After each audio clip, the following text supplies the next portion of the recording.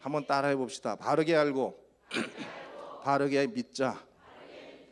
바르게 믿을 때 하나님의 축복이 함께 하실 줄로 믿습니다. 우리 한번 천천히 한번 읽어 봅시다. 교리란 가르치고 교훈한다는 뜻으로 공동체가 가지는 교리는 그 공동체의 뼈대와 같은 것이며 그 공동체가 가지는 신학이다.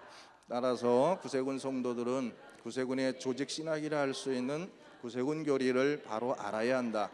우리가 믿는 바 그 내용을 바로 안다는 것은 매우 중요한 일이기 때문에 할렐루야. 구세군의 교리는 구세군의 신학입니다. 신학이라는 말은 우리의 신앙을 어떻게 우리가 믿고 어떻게 해나가야 할 것을 가르쳐 주는 게 신학이거든요. 그래서 구세군의 신학은 바로 구세군의 교리예요. 여러분들이 이거를 모르면서 구세군인이라고 말하는 것은 모순입니다.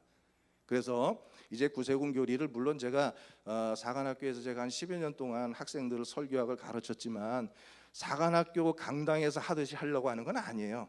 그죠? 우리 평신도들이 알아야 될 그 부분까지만 그렇게 해서 좀 쉽게 설명을 해 나가겠습니다. 걱정하지 마시고요. 무슨 오후 시간에 은혜, 성령 충만, 축복 뭐 이런 설교해야지 이런 걸 하느냐라고 생각하실지 모르겠지만 저는 이 교리의 강해가 끝나는 날 여러분들이 오후 예배 내가 정말 참석 잘했다라고 분명히 여러분들이 말하게 될 줄로 저는 믿고 있어요. 왜냐하면 그만큼 중요한 것이기 때문에 그렇습니다. 그래서 구세군 교리는 한마디로 구세군의 신학이다. 조직 신학이라는 것을 여러분 아시고 넘겨주십시오. 이게 잘 안 넘어가서 그러니까 거기서 좀 넘겨주세요. 자, 구세군 교리가 어떻게 만들어졌는지도 한번 간략하게만 정리했으니까 읽어봅시다. 1865년 윌리엄 부스가 영국의 동부 런던에서 전도활동으로 시작된 구세군이 점차로 그 동조자가 늘어나게 되고 따라서 처음에는 사람이 많지 않았으니까 이런 게 필요 없었는데 그 수가 점점 늘어나면서 이제는 함께 공동체가 고백해야 될 신조, 신앙의 신조가 필요했기 때문에 구세군 교리를 만들게 됐다 그 말이에요. 그게 배경입니다. 넘겨주세요. 그러므로 최초의 구세군 교리는 7개의 신조로 되어 있었는데 이것이 시간이 지나면서 보완되고 수정되고 하다가 결국은 1878년에 지금 몇 개로 되어 있죠? 구세군 교리가 11개 교리로 되어 있죠. 11개 교리, 현행의 교리가 1878년도에 확정되어져서 지금까지 우리들이 우리의 신앙으로 선포를 합니다. 여러분 사관학교 졸업식에 가보셨는지 모르시겠지만 졸업생들이 신앙 선포식을 합니다. 재미있는 일화가 있습니다. 저희 선배님들이 한 학기 선배들이 졸업을 할 때 평소에 연습을 열심히 해서 11개 신조를 달달달 외웠습니다. 졸업식장에서 신앙 선포하면 우리는 신구약 성서가 이렇게 해서 쫙 11개를 해야 되거든요. 근데 너무 긴장을 한 거예요. 사령관님 계시고 막 많은 분들이 계시니까 이 졸업생들이 긴장을 해가지고 하다가 그만 잊어버려갖고 막 서로가 헷갈리기 시작을 하는 거예요. 우리 동기생들은 선배님들이 하는 거를 딱 보고 있다가 우리는 저렇게 하면 안 된다. 그래서 우리는 꾀를 냈습니다. 졸업생들이 이렇게 그때는 학생들이 많았기 때문에 두 줄로 쫙 서거든요. 앞에 서 있는 학생들 등 뒤에다가 메모를 해갖고 조를 딱 스카치 테이프로 다 붙였어요. 그래가지고 뒤에 있는 학생이 큰 소리로 하면 됩니다. 그러면 앞에 있는 학생은 뭐예요? 립싱크만 하면 되는 거예요. 그래가지고 우리 58기생들은 아주 신앙 선포식을 은혜스럽게 잘했어요. 여러분들 가운데 11개 신조를 잊지 않고 하시는 분들 계십니까? 혹시? 못 하시죠? 졸업생들조차도 그렇게 외웠는데도 안 되더라고요. 근데 이제 여러분 조금 딱딱하기는 하지만 하나하나 말씀을 나누어 갈 때 여러분에게 큰 은혜가 되실 줄로 분명히 믿습니다. 자, 한번 넘겨주십시오. 자, 아니, 그 조금 전에 거. 구세군 교리의 배경. 구세군 교리가 무엇을 근거로 해서 만들었느냐에 대한 설이 세 가지가 있어요. 우리 구세군이 창립 당시 그 시대의 복음동맹회라고 하는 선교 단체가 가지고 있던 신앙 그 어떤 교리 9개 교리가 있는데 그것과 비슷하기 때문에 거기에서 온 것이 아니겠느냐라고 그렇게 추측하는 학자들이 있는가 하면 그 다음에 웨슬리 25개 신조 그것은 지금 봐도 똑같아요. 사실은 그러니까 감리교회의 교리를 보면 우리 구세군 것과 너무나 똑같아요. 근데 그것은 당연한 것 아니겠어요? 윌리엄 부스가 어디 출신입니까? 감리교회 목사님이었거든요. 그러니까 당연히 그 영향을 받았으리라고 봅니다. 그 다음에 고대 로마 신조, 사도신경의 전신이라고 할 수 있는 고대 로마 신조에도 보면 내용이 상당히 유사하기 때문에 거기에서 온 것이 아니냐라고 하지만, 물론 이런 거 영향은 받을 수 있었습니다. 윌리엄 부스가 영향을 받았죠. 감리교회 목사니까. 그러나 저는 이렇게 이야기합니다. 영향은 받았을런지 몰라도 분명한 사실은 구세군 교리는 어디로부터? 성서, 성경으로부터 나온 것이다. 구세군 교리가 성경으로부터 나왔다라는 말의 의미는 뭐냐면, 구세군이라는 교단, 우리 구세군은 철저한 성서 중심의, 성경 중심의 교회다. 바로 이런 의미인 줄로 믿으시기를 바랍니다. 굉장히 중요한 거예요. 우리 구세군을 가리켜서 이단이니 뭐 하는 사람들이 있어요. 알지도 못하고. 저는 그런 사람들과 논쟁도 많이 했습니다만은, 구세군을 이단이라고 하는 사람들은 3단 내지 4단이에요. 그 사람들은. 구세군이 왜 이단입니까? 철저하게 성경 중심의 교회가 우리 구세군이에요. 여러분, 자부심을 가지셔야 됩니다. 구세군인으로서의 자부심 가지셔야 돼요. 저는 늘 안타까운 게 우리 구세군인들에게 이런 자부심이 부족해요. 교세가 커서 큰 교회, 뭐 그런 교회에 장로 직함 가지고 뭐 이렇게 하면은 어디 가서도 내가 어느 교회 장로인데 하고 명함 탁 내미는데, 왜 구세군은 그걸 못하는지 모르겠어요. 나는 그게 제일 가슴 아파요. 나는 저쪽 어디에 있는 구세군 교회의 무슨 부교입니다. 당당하셔야 되잖아요. 왜 우리가 부끄럽습니까? 교단 작은 게, 교세 작은 게 부끄럽습니까? 철저한 성서 중심의 교회인 우리 구세군, 어디 가든지 자부심 가지셔야 돼요. 자긍심 가지셔야 됩니다. 하나도 부끄러울 게 없어요. 우리는 성경 중심으로 살아가는 성도들입니다. 뭐가 부끄럽습니까? 그러니까 이제부터 여러분 절대 자긍심을 가지시고요, 어디 가서든지 내가 구세군임을 분명히 밝히시기를 바래요. 군복 입는 거 자랑스럽게 입으셔야 돼요. 왜 구세군 교회 올 때 군복 안 입고 집 영문에 와갖고 몰래 군복 꺼내서 입고 갈 때 또 벗고 갑니까? 구세군인 된 거 자부심을 가지셔야 되잖아요. 이제부터 우리 천안영문의 모든 군우들은 군복 입는 거를 자부심을 가지시기를 바래요.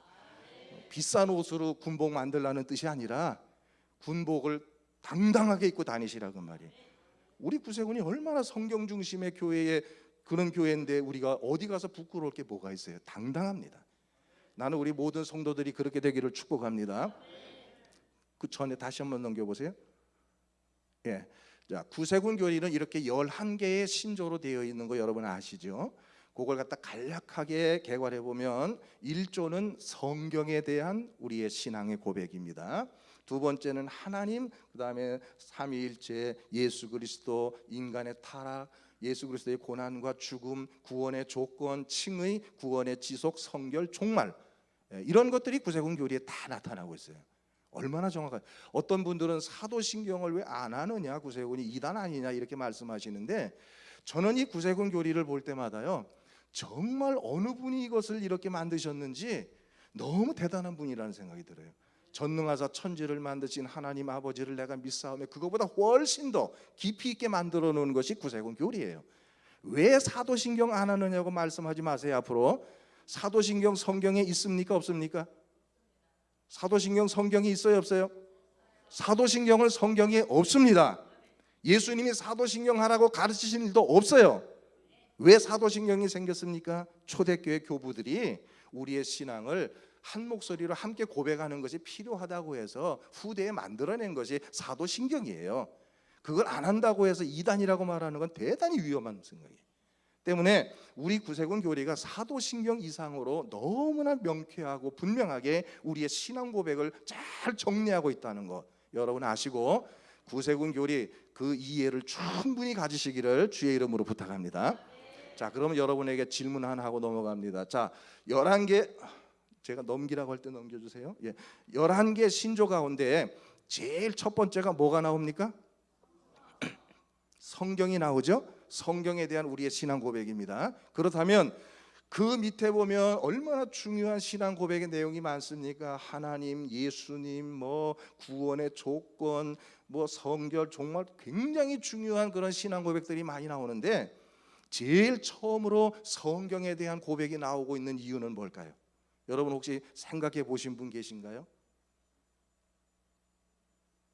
제가 지금까지 뭐 부흥회를 가던 뭐 어디에 가서 강의를 하던 간에 그 질문에 대해서 생각해 봤다는 분이 한 분도 없어요. 왜 성경이 일본어로 나오고 있는지. 왜 그럴까요? 예? 말씀 중심. 예, 비슷하게 오시기는 했는데 제가 원하는 답은 아니에요. 무슨 말이냐면 우리 구세 군인들이 고백하는 모든 신앙 고백의 내용은 성경으로부터 나왔다는 거예요. 할렐루야.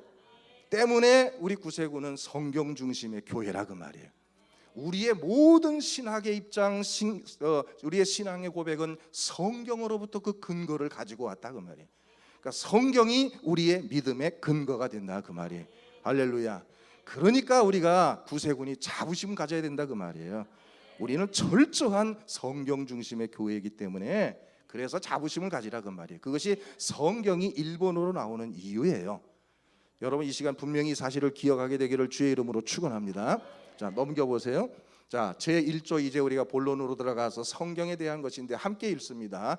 이거 안 보고도 다 하실 거 믿고. 자, 시작. 우리는 신구약 성서가 하나님의 영감으로 이루어졌으며 성서만이 그리스도인의 신앙과 실천의 표준임을 믿는다. 자, 다 같이 눈 감으시고 실눈 뜨지 마시고 시작.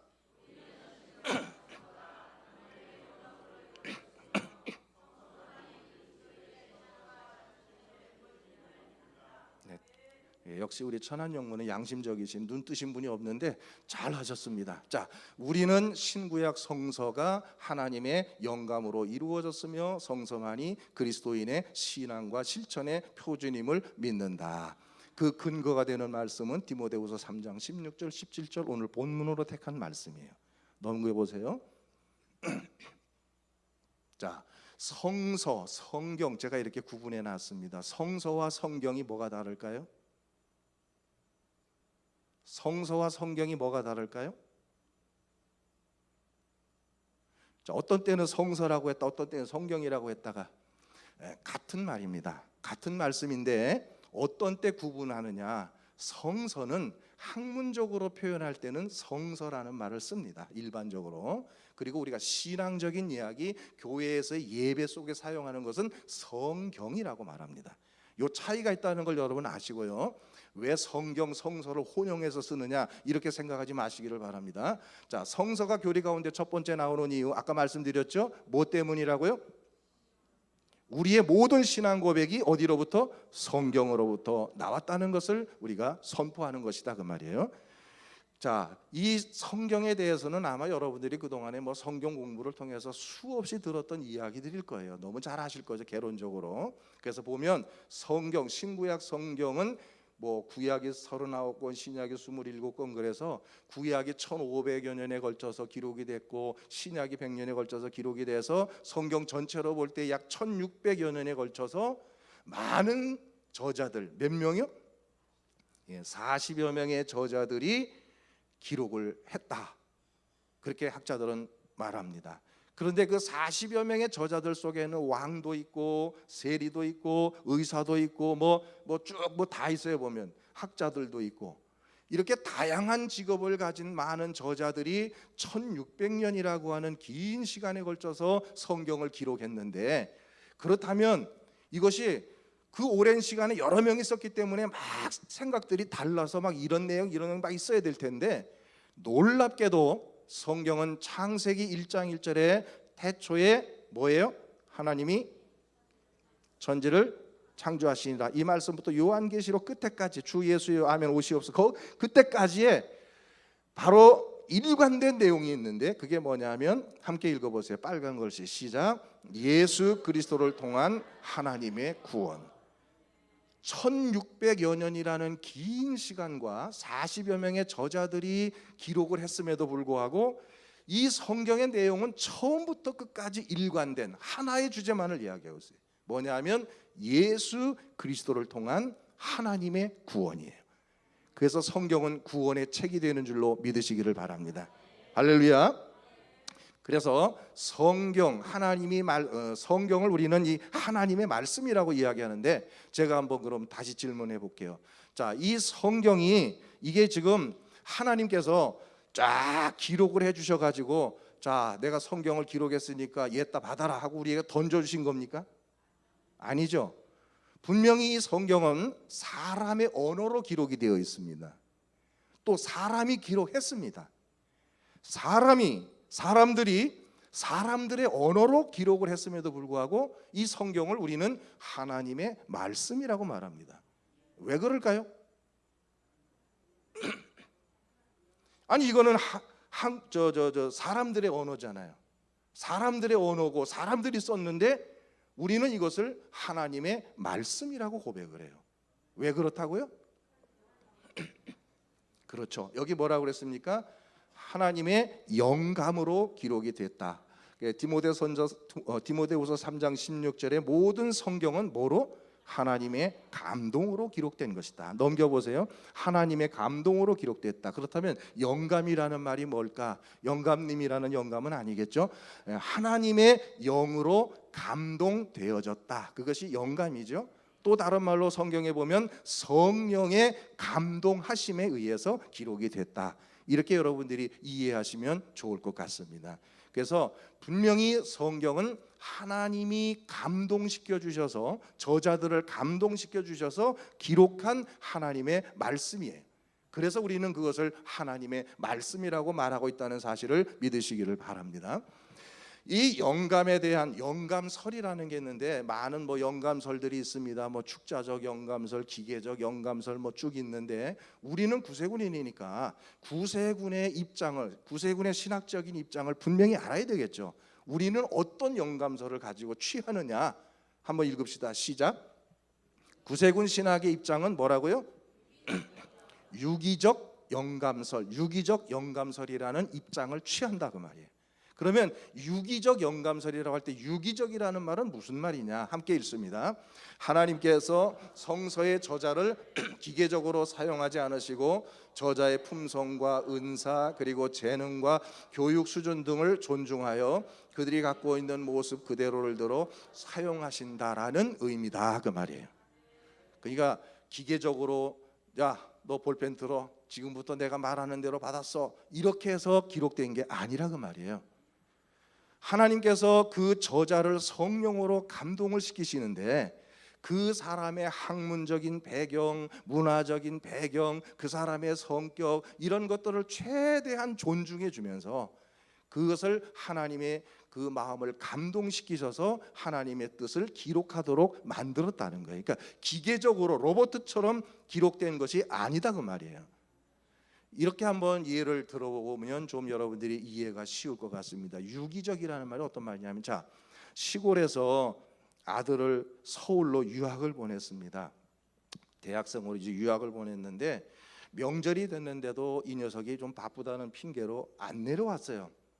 그랬더니 시골에 계신 아버님이 글을 잘 모르시는데 그 동생을 불러가지고, 야, 너 형한테 편지 좀 써라. 이번에 내가 많이 기다렸는데 안 와서 섭섭하니까 시간 내서 한번 내려오라고 해라. 편지를 쓰라고 그랬어요. 그러면 그 동생이 만약에 고등학생이었다면 아마 고등학생 수준의 편지를 썼을 겁니다. 그렇죠? 형님 뭐 어쩌고 저쩌고 해가지고 탁 썼을 거예요. 근데 만약에 그 동생이 초등학생이었다면 어땠을까요? 초등학생 수준으로 썼겠죠. 그런데 고등학생 수준으로 썼던, 중학생 수준으로 썼던, 초등학교 수준으로 썼던 그 쓴 말에 그 쓴 사람은 결국은 누굽니까? 누구의 뜻을 쓴 겁니까? 아버지의 뜻을 쓴 거죠. 결국은 뭐예요? 한번 내려오라고 하는 아버지의 뜻을 전달하는 것이죠. 그러니까 초등학생 수준의 사람이 있을 수도 있고 고등학생 수준의 사람이 있을 수도 있어요.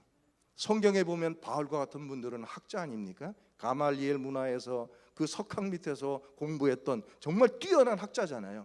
그래서 로마서 같은 것은 뭐 최고의 신학이라고 말할 정도로 그렇게 뛰어난 학자였고, 반대로 베드로 같은 사람들은 공부 못한 사람들이잖아요. 하나님이 그런 저자들의 품성과 재능과 이런 것들을 최대한 다 존중해 주면서도 하나님의 뜻을 기록하도록 성령으로 감동하셨다. 이것을 가리켜서 유기적 영감설이라고 말하는 거예요. 무슨 말인지 이해되시죠? 적어도 이거는 사실은 대학원 수준에서 하는 건데 우리 천안영문 모든 성도들의 수준이 대학원 이상이 되기 때문에 제가 하는 겁니다. 자, 이렇게 해서 우리 구세군의 영감설은 유기적인 영감설을 취한다는 것을 아시고, 이제 제일 중요한 겁니다. 우리가 믿고 따르는 이 성경은 함께 읽습니다. 신앙과 실천의 표준이 된다. 신앙과 실천의 표준이 된다라는 말의 의미는 뭐냐면, 우리가 어떻게 믿을 것인가, 어떻게 믿어야 되는 것인가, 그 답이 성경에 있다 그 말이에요. 어떻게 믿는 것이 바르게 믿는 것인가, 그리고 더 나아가서 실천의 표준이 된다는 것은 우리가 삶을 살아갈 때 우리의 삶 속에서 우리가 어떻게 살아가야 될 것인가 하는 그 해답도 성경에 있다는 거예요. 저 표준이라는 말이 잣대라는 말이에요, 원어에 보면. 그러니까 여러분, 여기에서 꼭 기억하셔야 될 게 있어요. 모든 인생의 문제의 해답은 성경에 있습니다. 다른 데 가서 문제를 해결받으려고 하지 마세요.